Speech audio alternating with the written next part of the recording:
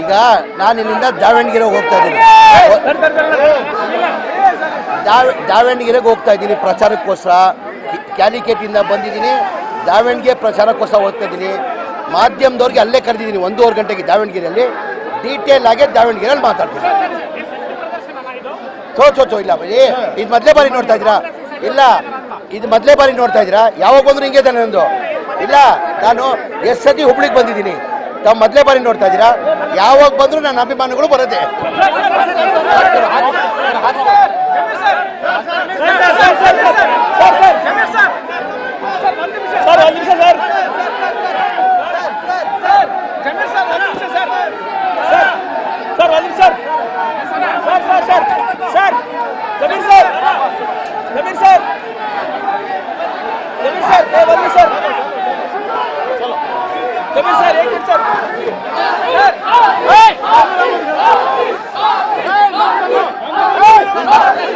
ಆಯ್ತು,